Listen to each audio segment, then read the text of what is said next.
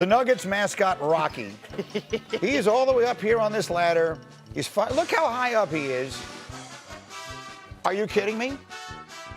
Huh? How about that shot? Wait a minute. Wait a minute. This is money. I feel like Monica could do that in heels. You know what, Sean? I am flattered, but no way. In front of wait. Would you even climb the ladder to begin with? Right. Outfit depending. No.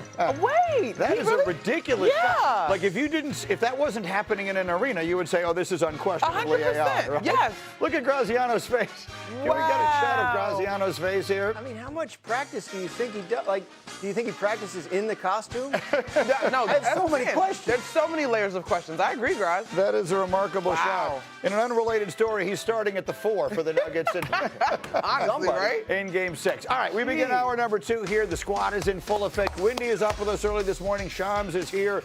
Mike Tannenbaum is somewhere. We We saw couldn't him. rustle up Tannenbaum for the start of the hour. But one way or another, we start the hour with NBA highlights. Game 5, Nuggets and Timberwolves. Sort of sandwiched in between was that ridiculous mascot shot.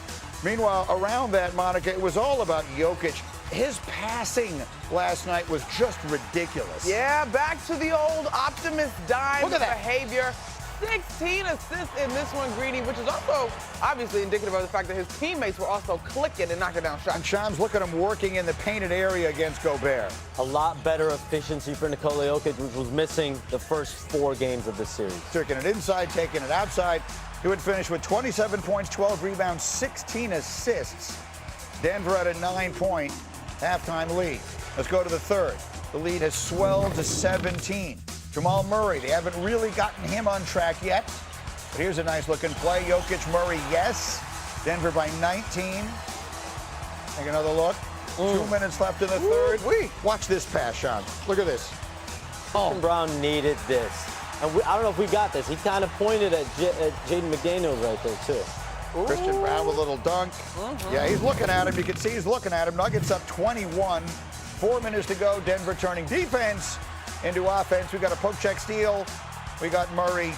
We got the Nuggets comfortably putting it away. Then at the very end of the game, this kind of weirdness taking. But Shams, what is this? You got to make sure you don't get counted with a turnover right there. Smart play by Nikola Jokic. Wow. That's not nice. Like No, the whole it's thing. not. These teams don't like each other. There's a lot of not niceness going on in between there. But one way or another for Jokic, it's a triple-double. Look at the company he keeps. It's Magic, it's LeBron, and then it's the Joker. He's going to set the record, right? I would think, I mean, if they win this series, he could theoretically set it this playoffs. He's third behind only Magic and LeBron. It's the third time he's had a triple-double when facing elimination.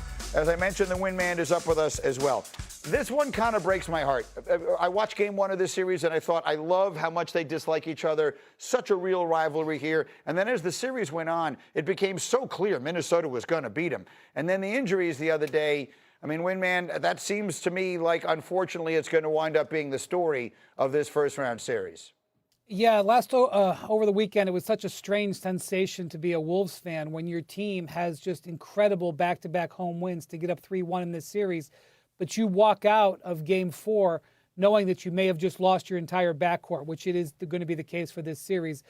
Game 6 now becomes must-win for the Wolves. I don't know what their long-term prognosis can possibly be this postseason, but just from a franchise standpoint, for their fans, they can try to win Game 6 because I don't think they're going to have a good chance in Game 7 if it goes back to Denver. I will say this game was characterized by an incredible amount of turnovers in the first half by the Wolves. In the second half, they played a much more competitive game. Julius Randle had a very strong performance. Jamal Murray still didn't have a great game against the defense of Jaden McDaniels. So even though Denver has the health advantage now on their side, I still think Minnesota has some advantages in this series going back to Game 6. But the big difference here, Jokic's supporting players hit their shots. Spencer Jones and Cam Johnson especially. When Denver is clicking on offense, they're very hard to stop. They were clicking on offense in this game. Who wins Game 6, Monica? Greeny, I think Minnesota's going to do it. I don't think that Denver has played good enough basketball over the course of this series. And when I look at how it's gotten done, I'm not saying that Anthony Edwards and Dante DiVincenzo are not huge losses. but 57 points in the paint is what Minnesota came in averaging going into this game. And Julius Randle is still on the floor, right? He's been a guy that's been a centerpiece before. He actually played really well last night. Like, I just think there's a grittiness about this group in terms of not wanting to let their guys down. I think Minnesota's going to do it. And then one more, Shams, for you. It's actually two more from an injury standpoint. What are we expecting as far as Aaron Gordon in Game 6? The Nuggets are preparing to be without Aaron Gordon for Game 6, and a lot of it is protecting Aaron Gordon from himself. This is someone that last season played through a grade 2 hamstring strain in Game 7 against Oklahoma City. We saw he was clearly laboring in Game 4. He played over 20 minutes, but I'm told it is a pretty serious calf injury that he's dealing with. You have to give him a lot of credit, but they're going to try to move on here in this series potentially without him. And then in a world in which Minnesota wins and moves on, they would get San Antonio, we would expect.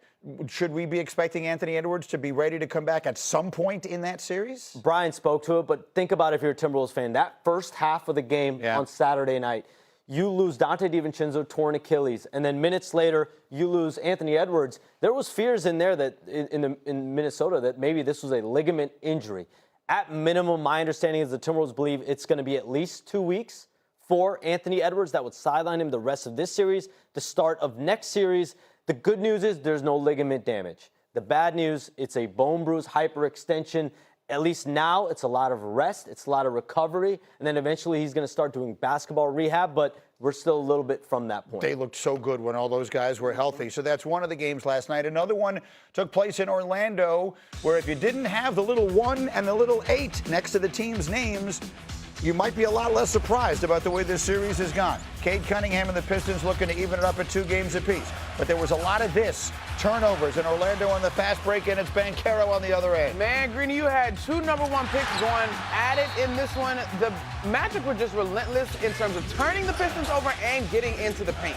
Franz Wagner There it going is. the other way. He would get a little hurt. We'll talk about what that injury means, but he played well. And then early in the fourth quarter, we got the dunk of the playoffs by far. Kane turns the corner.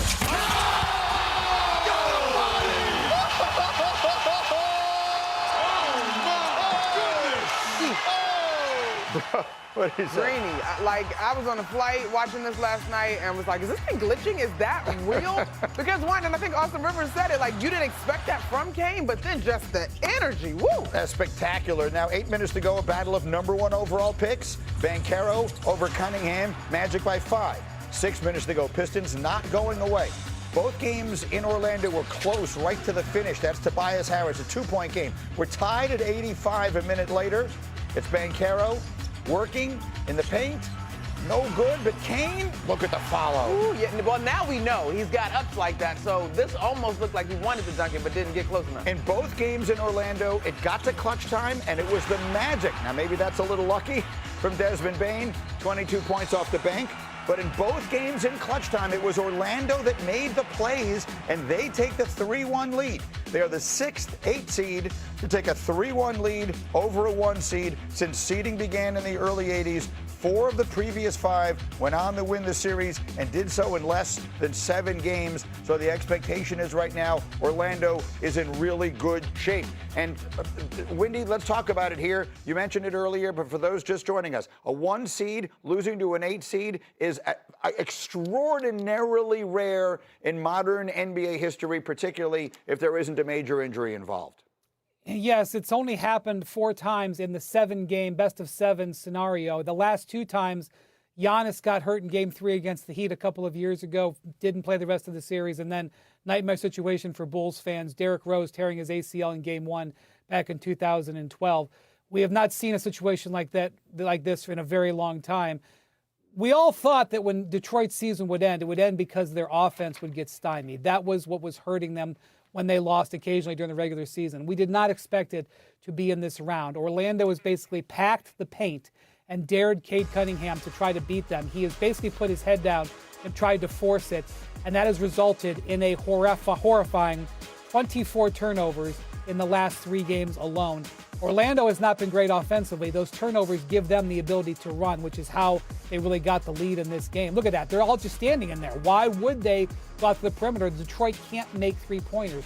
So this is not only a lesson for this series, but a lesson going forward. The only thing I will say is that Franz Wagner has been vitally important to the Magic in this series. He had 19 points in 24 minutes last night, and his availability going forward isn't questioned. What can you tell us about that, Shams? The injury to Wagner. Yeah, I mean, they're going to get an MRI later today, and early afternoon, I'm told, is when the Magic will have a better understanding of the severity of this calf injury. But remember, this is a guy that only played just over 30 games this season, largely because he had a significant high ankle sprain that he suffered before the new year. And they have a team flight at 3 p.m., I'm told, Greeny, for your I like the travel plans I like information. So they're hopeful to learn about his status before that point. But I will say, Greeny, I looked up at the stat ESPN has. Cade Cunningham, 24 turnovers the last 3 games, the most turnovers ever forced by one individual player since that stat was tracked. It's been that kind of a nightmare for this terrific young player. And the reason I'm going to, pat ourselves on the back here, or pat you on the back, Monica. The reason you watch shows like this is because we have people on to know what they're talking about. You said when this series began, Orlando was the worst matchup Detroit could have gotten. Yeah, because I think and here's the thing, I don't want to poo-poo the 60 games that the Detroit won. They were a terrific regular season team, but we all know things slow down, and the scouting report, the preparation levels up in the postseason. And when I look at the Magic, the thing that Detroit could have potentially worked around if they had drawn a different matchup was maybe they would have been bigger, maybe they would have been more physical, maybe they would have worn a team down. The Magic have been blow for blow as physical and as big. And so then you look, Wagner being one of them, they've got a few more guys that can create for themselves, and that is being revealed big time. If Wagner is healthy, I'm just sort of looking at the bracket.